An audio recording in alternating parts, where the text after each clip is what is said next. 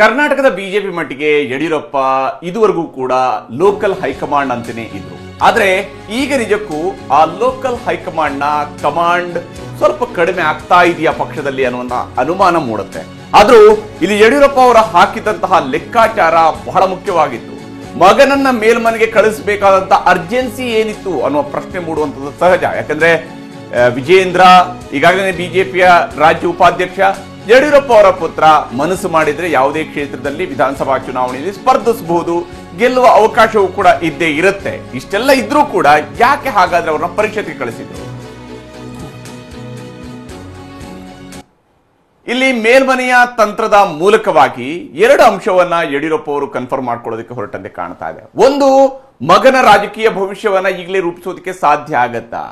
ಇನ್ನೊಂದು, ಮಗನನ್ನ ಮುಂದಿಟ್ಟು ಮಗನ ರಾಜಕೀಯ ಭವಿಷ್ಯ ರೂಪಿಸೋದಕ್ಕೆ ಹೊರಟಾಗ ಪಕ್ಷದಲ್ಲಿ ಯಾರು ಇದರ ಪರ ನಿಲ್ತಾರೆ, ಯಾರು ವಿರುದ್ಧ ನಿಲ್ತಾರೆ, ಇವನ್ನೂ ಕೂಡ ಗುರುತಿಸುವಂತಹ ಕೆಲಸವನ್ನ ಯಡಿಯೂರಪ್ಪ ಅವರು ಸಹಜವಾಗಿನೇ ಮಾಡ್ತಾರೆ. ಯಾಕಂದ್ರೆ ಅವರು ರಾಜಕೀಯವಾಗಿ ಪಳಗದಂತವ್ರು, ಅವ್ರಿಗೂ ಗೊತ್ತಿದೆ ಏನಾಗ್ತಾ ಇದೆ ರಾಜಕಾರಣ. ರಿಜೆಕ್ಟ್ ಆದ್ರೂ ಪರವಾಗಿಲ್ಲ, ಮುಂದೆ ನೋಡ್ಕೊಳ್ಳೋಣ ಏನಾಗಬಹುದು.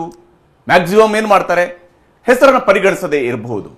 ಹೆಸರನ್ನ ಪರಿಗಣಿಸದೇ ಇದ್ರು ಕೂಡ ಮುಂದಿನ 1 ವರ್ಷದಲ್ಲಿ ಚುನಾವಣೆ ಇದೆ, ಆಗ ತನ್ನ ಪುತ್ರನಿಗೆ ಟಿಕೆಟ್ ಅನ್ನ ಕೊಡಿಸೋದಕ್ಕೆ ಸಾಧ್ಯ ಆಗಬಹುದು. ರಾಜ್ಯ ಉಪಾಧ್ಯಕ್ಷರಿದ್ದಾರೆ. ಅಷ್ಟೇ ಅಲ್ಲದೆ ಇನ್ನೂ 1 ವರ್ಷದ ಅವಧಿಯಲ್ಲಿ ನಡೆಯಬಹುದಾಗಿರುವಂತಹ ಯಾವುದೇ ರಾಜಕೀಯ ಬೆಳವಣಿಗೆಯ ಸಂದರ್ಭದಲ್ಲಿ ಯಡಿಯೂರಪ್ಪ ಅವರು ಒಂದು ಮಹತ್ವದ ನಿರ್ಧಾರಗಳನ್ನ ತೆಗೆದುಕೊಳ್ಳೋದಕ್ಕೂ ಕೂಡ ಇದೊಂದು ಅವಕಾಶ ಆಗಬಹುದು ಅನ್ನೋ ಎಲ್ಲ ಕಾರಣಗಳು ಕೂಡ ಇದರಲ್ಲಿ ಅಡಗಿದಂತೆ ಕಾಣ್ತದೆ. ಅನುಕಂಪದ ಲೆಕ್ಕಾಚಾರ ಸಹಜವಾಗಿರುತ್ತೆ. ಸಮುದಾಯದಲ್ಲಿ ಯಡಿಯೂರಪ್ಪ ಅವರ ಪರವಾದಂತಹ ಒಂದು ಅನುಕಂಪ ಬರಬಹುದು. ಯಾಕಂದ್ರೆ ಇದುವರೆಗೂ ಯಡಿಯೂರಪ್ಪ ಅವರನ್ನ ಅಧಿಕಾರದಿಂದ ಕೆಳಗಿಳಿಸಿದ್ದಾರೆ ಅನ್ನುವಂತಹ ವಿಚಾರ ಇದೆ.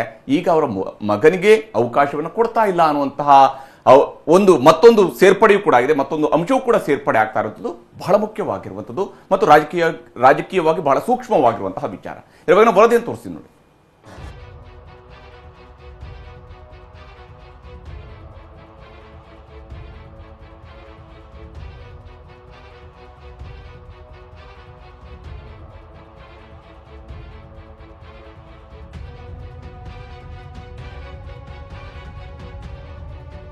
ಬಿಎಸ್ ಯಡಿಯೂರಪ್ಪ ಬಿಜೆಪಿಯ ರಾಜಾಹುಲಿ, ಕೇಸರಿ ಕಟ್ಟಾಳು. ಸಾಮಾನ್ಯವಾಗಿ ಬಿಎಸ್ವೈ ಪೊಲಿಟಿಕಲ್ ಸ್ಟೇಟ್ಮೆಂಟ್ ಕೊಡೋದ್ರಲ್ಲಿ ಎಡವಿರಬಹುದು, ಆದ್ರೆ ರಾಜಕೀಯ ನಡೆ, ರಾಜಕೀಯವಾಗಿ ತೆಗೆದುಕೊಳ್ಳುವ ನಿರ್ಧಾರ ತುಂಬಾ ದೃಢವಾಗಿರುತ್ತೆ. ಅಂಥದ್ದೇ ಒಂದು ನಿರ್ಧಾರವನ್ನ ಪರಿಷತ್ ಟಿಕೆಟ್ ಫೈನಲ್ ನಲ್ಲೂ ಬಿಎಸ್ವೈ ತೆಗೆದುಕೊಂಡಿದ್ದಾರೆ ಅನ್ನೋ ಮಾತುಗಳು ಕೇಳಿ ಬರ್ತಿವೆ.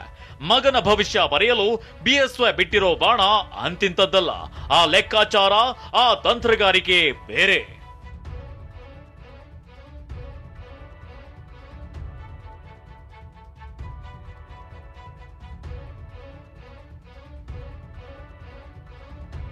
ವಿಜೇಂದ್ರ ಹೆಸರು ಶಿಫಾರಸ್ಸಿನ ಹಿಂದೆ ಬಿಎಸ್ವೈ ತಂತ್ರ. ಅನುಕಂಪ ಸೃಷ್ಟಿಸಿ ಅನುಕೂಲ ಪಡೆಯುವ ಲೆಕ್ಕಾಚಾರ.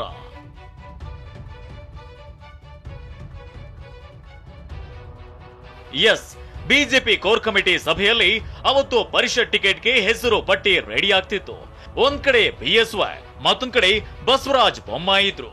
ಖುದ್ದು ಯಡಿಯೂರಪ್ಪನವರೇ ಪುತ್ರನ ಹೆಸರನ್ನ ಸೂಚಿಸಿದ್ರು. ಅಷ್ಟೇ, ಅಲ್ಲಿ ಅದೇ ಸ್ಪಾಟ್ ನಲ್ಲಿ ಬಿಎಸ್ವೈ ತಂತ್ರಗಾರಿಕೆಯನ್ನ ರೆಡಿ ಮಾಡಿಬಿಟ್ಟಿದ್ರು. ಅದೇನೆಂದ್ರೆ ವಿಜೇಂದ್ರ ಹೆಸರು ಹೈಕಮಾಂಡ್ ನಲ್ಲಿ ರಿಜೆಕ್ಟ್ ಆದ್ರೂ ಪರವಾಗಿಲ್ಲ ಅನ್ನೋ ತಂತ್ರಗಾರಿಕೆ. ಈ ತಂತ್ರಗಾರಿಕೆಯಿಂದಲೇ ಬಿಎಸ್ವೈ ಹೊಸ ಆಟ ಕಟ್ಟಿದ್ರ ಅನ್ನೋ ಬಗ್ಗೆ ಕಮಲ ಕೋಟೆಯಲ್ಲಿ ವಿಶ್ಲೇಷಣೆ ಮಾಡಲಾಗ್ತಿದೆ.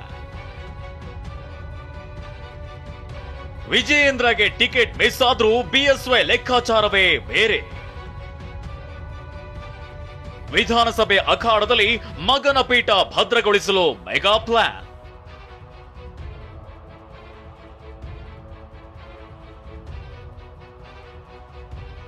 ಹೌದು, ಟಿಕೆಟ್ ರಿಜೆಕ್ಟ್ ಆದ್ರೂ ಪರವಾಗಿಲ್ಲ ಅನ್ನೋ ದೂರದ ಆಲೋಚನೆ ಬಿಎಸ್ವೈ ಮನದಲ್ಲಿ ಅಡಗಿದೆ ಅಂತ ಹೇಳಲಾಗ್ತಿದೆ. ಆ ಆಲೋಚನೆ ಪಾಸಿಟಿವ್ ಆಗಿಯೇ ಇದೆ.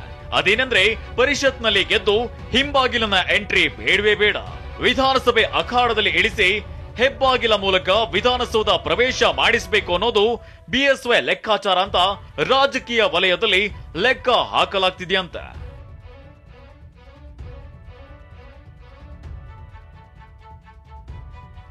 ಹಾಗಾದ್ರೆ ಬಿಎಸ್ವೈ ಹಾಕಿರೋ ದೂರದ ಲೆಕ್ಕಾಚಾರವೇನು? ಅದನ್ನೇ ತೋರಿಸ್ತೀವಿ ನೋಡಿ. ಹೌದು, ಇದು ಯಾರು ಊಹಿಸದ ಲೆಕ್ಕಾಚಾರ. ಅದೇನೆಂದ್ರೆ ಹೈಕಮಾಂಡ್ ಒಪ್ಪುವುದಿಲ್ಲ ಅಂತ ಗೊತ್ತಿದೆ ಪುತ್ರ ವಿಜಯೇಂದ್ರನ ಹೆಸರನ್ನ ಬಿಎಸ್ವೈ ಶಿಫಾರಸು ಮಾಡಿದ್ರು ಅಂತ ಚರ್ಚೆ ಶುರುವಾಗಿದೆ. ಯಾಕಂದ್ರೆ 2ನೇ ಬಾರಿಗೆ ಟಿಕೆಟ್ ನಿರಾಕರಿಸಲ್ಪಟ್ರೆ ಮತ್ತಷ್ಟು ಅನುಕಂಪ ಸೃಷ್ಟಿ ಆಗುತ್ತೆ ಅನ್ನೋದು ಬಿಎಸ್ವೈ ಲೆಕ್ಕಾಚಾರ ಅಂತ ಹೇಳಲಾಗ್ತಿದೆ. ಅದ್ ಹೇಗೆ ಅಂದ್ರೆ 2018ರ ವಿಧಾನಸಭಾ ಚುನಾವಣೆಗೆ ಮೊದಲ ಬಾರಿಗೆ ವಿಜಯೇಂದ್ರಗೆ ಹೈಕಮಾಂಡ್ ಟಿಕೆಟ್ ನಿರಾಕರಿಸಿತ್ತು. ಇದೀಗ ಪರಿಷತ್ ಪ್ರವೇಶಕ್ಕೂ ವಿಜಯೇಂದ್ರಗೆ ಹೈಕಮಾಂಡ್ ಮಣೆ ಹಾಕಿಲ್ಲ. ಹೀಗಾಗಿ 2023ರ ಸಾರ್ವತ್ರಿಕ ವಿಧಾನಸಭಾ ಚುನಾವಣೆಗೂ ಟಿಕೆಟ್ ನಿರಾಕರಿಸಿದ್ರೆ 3ನೇ ಬಾರಿಗೆ ಹೈಕಮಾಂಡ್ ಟಿಕೆಟ್ ನಿರಾಕರಿಸಿದಂತೆ ಆಗುತ್ತೆ. ಹೀಗಾಗಿ 3ನೇ ಬಾರಿಗೆ ಟಿಕೆಟ್ ಕೊಡಲೇಬೇಕಾದ ಅನಿವಾರ್ಯತೆ ಸೃಷ್ಟಿ ಮಾಡೋದು ಬಿಎಸ್ವೈ ಮೆದುಳಿನಲ್ಲಿರೋ ಪೊಲಿಟಿಕಲ್ ಪಾಯಿಂಟ್ ಅಂತ ಚರ್ಚೆ ನಡೀತಿದೆ. ಆದಾಗ್ಯೂ ಒಂದ್ ವೇಳೆ ಟಿಕೆಟ್ ನಿರಾಕರಿಸಿ ಬಿಟ್ರೆ ವಿಜಯೇಂದ್ರ ಬಗ್ಗೆ ರಾಜ್ಯದಲ್ಲಿ ಅನುಕಂಪ ಹೆಚ್ಚಾಗುತ್ತೆ. ಆಗ ಸಮುದಾಯದ ವೋಟ್ ಬ್ಯಾಂಕ್ ವಿಜಯೇಂದ್ರ ಬೆನ್ನಿಗೆ ನಿಲ್ಲುತ್ತದೆ. ಒಂದ್ ವೇಳೆ ಮುಂದಿನ ವರ್ಷ ಹೈಕಮಾಂಡ್ ಬಿಎಸ್ವೈಗೆ ವಿಶ್ರಾಂತಿ ಸೂಚಿಸಿದ್ರೆ ಸೃಷ್ಟಿಯಾಗುವ ಅನುಕಂಪ ಮತ್ತು ಸಮುದಾಯದ ಬೆಂಬಲದಿಂದ ವಿಜಯೇಂದ್ರಗೆ ಪವರ್ ಬಂದಂತೆ ಆಗುತ್ತೆ. ಆಗ ಪಕ್ಷದೊಳಗಿನ ವಿರೋಧಿಗಳನ್ನ ಎದುರಿಸಿ ಗೆದ್ದು ಬರಲು ವಿಜಯೇಂದ್ರಗೆ ಸಹಾಯವಾಗುತ್ತೆ ಅನ್ನೋ ಲೆಕ್ಕಾಚಾರದಿಂದಲೇ ವಿಜಯೇಂದ್ರ ಭವಿಷ್ಯದ ದಾರಿಯನ್ನ ಬಿಎಸ್ವೈ ಸುಗಮಗೊಳಿಸಿದ್ದಾರೆ ಅಂತ ಹೇಳಲಾಗ್ತಿದೆ.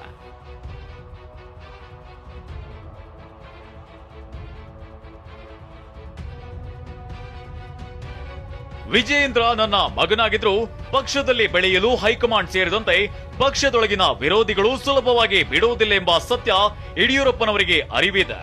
2023ಕ್ಕೆ ವಿಜಯೇಂದ್ರನನ್ನ ಬಳಸಿಕೊಳ್ಳೋಣ, ವಿಜಯೇಂದ್ರ ಭವಿಷ್ಯದ ನಾಯಕ ಅಂತ ಹೈಕಮಾಂಡ್ ಹೇಳುತ್ತಿದ್ರು ಬದಲಾದ ಸನ್ನಿವೇಶದಲ್ಲಿ ವಿಜಯೇಂದ್ರ ಹಾದಿ ಇನ್ನಷ್ಟು ಕಠಿಣಗೊಳ್ಳುವ ಆತಂಕ ಯಡಿಯೂರಪ್ಪನವರಿಗೆ ಇದೆ.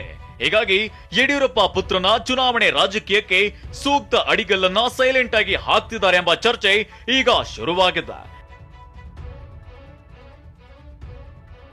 ಕಿರಣ್ ಹನಿಯಡ್ಕ, ಟಿವಿ9 ಬೆಂಗಳೂರು.